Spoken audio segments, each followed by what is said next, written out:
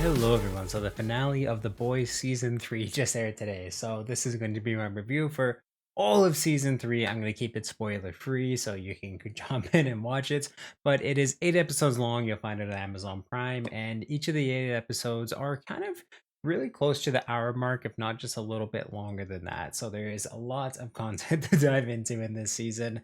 Of course, I didn't watch the first season or the second season. I've seen lots of clips. I know a whole lot about it. I did read a good majority of the graphic novels, comics, whatever you want to call them.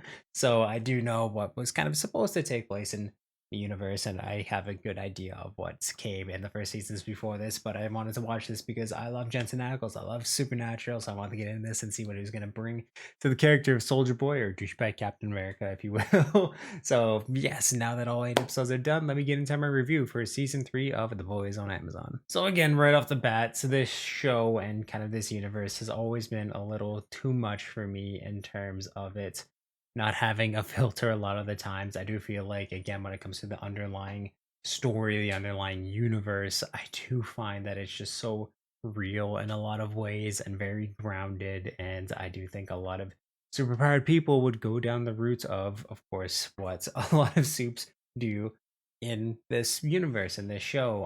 I do feel like there would be organizations that are trying to market the superheroes, push them fake incidents to again just get more power for the soups and for themselves. Just a lot of things like that. And this show definitely was a lot more of that, which I again the underlying things that I love about the boys, and I think it just makes it such a great universe where of course you still get a lot of the over the top things and just disgusting scenes, like of course the tunnel of love sequence, a lot of what happened in Hero Gasm, even though that was extremely toned down from the comics, which thank goodness. But a lot of that, basically, I stopped reading the comics when it came to Hero Gasm because it was just too much for me to handle because of, again, just the filter and not a lot of commentary on it. Whereas this show has been able to balance a lot of the commentary in terms of just again how things like this would look and feel in the real world. They do a really good job of that.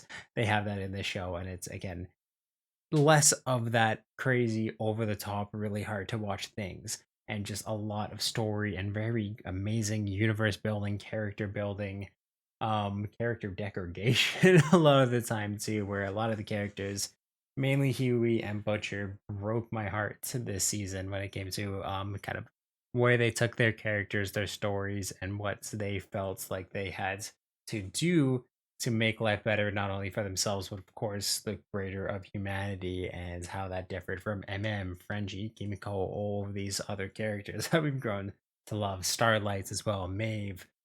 It was very, very well pieced together season that just had a crazy amount of drama, twists and turns that I don't think anyone would have seen coming, especially between like twists that include Soldier Boy and of course Homelander. But Anthony Starr remains to be one of the best castings of a character of all time. He brings every single just brilliant ingredients needed to play the character of Homelander, and he just, no matter what he's trying to convey emotion wise, he kills it. He does amazing. He's so emotional, intelligent, terrifying in a lot of ways, and kind of one of the final scenes of this show definitely goes to show how brainwashed a lot of the people would be around him, even some of the Stockholm syndrome that comes around a figure like Homelander would bring to a lot of people, and it's scary, and they're gonna have a lot of fun in season 4 when they go into it.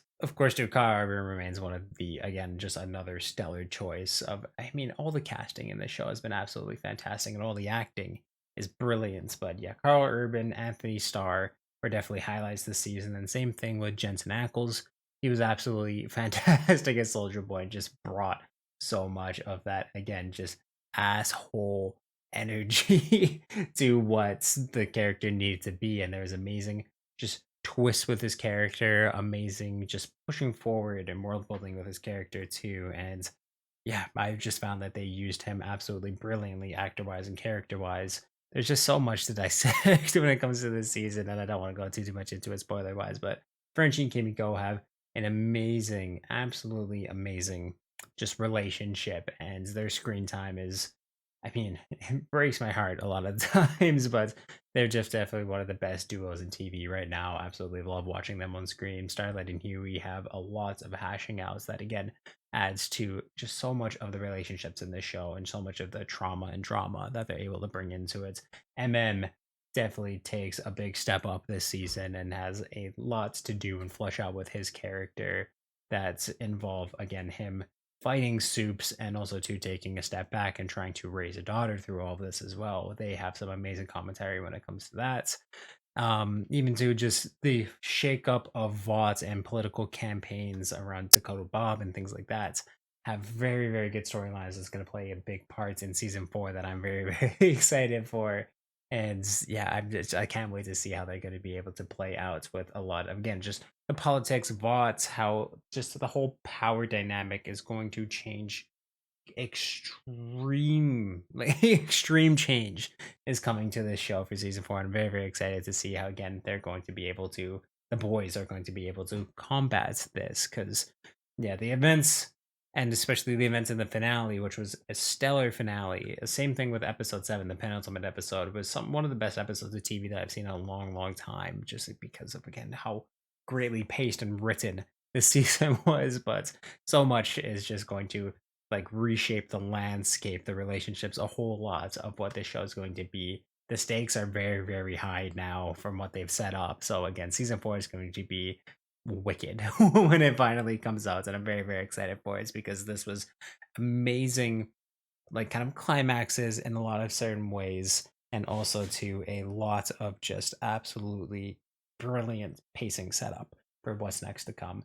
I did find that the finale did have a bit of cop outs, I think, when it came to the fates of a couple of characters, but nothing that completely ruined the show for me. Of course, too, when it came to Herogasm, I did feel like it was hyped up, but I am happy that that episode wasn't what the comics was, because again, that's storyline is what made me stop reading it. It was just way too much for me to handle, and again, without the filter that the comics had, I'm glad that they were able to add that to the show and just make it something truly fun and amazing to watch, and easily one of the best TV shows out right now. So that's why I'm gonna have to give season 3 of The Boys a 9 out of 10. I highly recommend it to anyone who's, I mean, again, this show is a lot. If you didn't like what you saw in season 1, season 2, maybe this can win you over, but of course you're gonna have to deal with a lot of just crazy over the top hyper sexual violence a lot of the time, and again, that's really, really tough to get through. So it's not gonna, this season's not gonna win you over in that way. There's still a lot of that, so be careful if you want to try and get into it. But again, the underlying story, underlying world remains to be one of, I mean, one of the best when it comes to the superhero genre. Satires always end up kind of going that way. I found that with Scream, I found that with Watchmen, and I'm finding that right now with The Boys, even Invincible in a couple of ways too. I find that, but yeah, The Boys remains one of the best superhero universes out there right now, and yeah, I highly have to recommend the show. So if you've seen season 3 of The Boys, please let me know what you thought about it in the comments down below, and of course, if you liked this review, definitely give it a thumbs up. And yeah, you can check out everything I do on this channel. I'll play some playlists up here for convenience sake. Thank you for subscribing. Turn that little bell on so you know when I upload new videos. If you want to check out everything I do Twitch and live stream wise, links to that's in the description of this video, and of course my channel bio. And in both of those places, you also find a link to the Media Mountain, which is my Discord, where we talk about movies, video games, comic books, TV, pretty much everything that's awesome in this world. So you can definitely join that amazing community. I'll make it even more amazing than it is already. And yeah, just awesome, guys. Sky blue eyes, I see a world behind them. No more time sinking into the silence.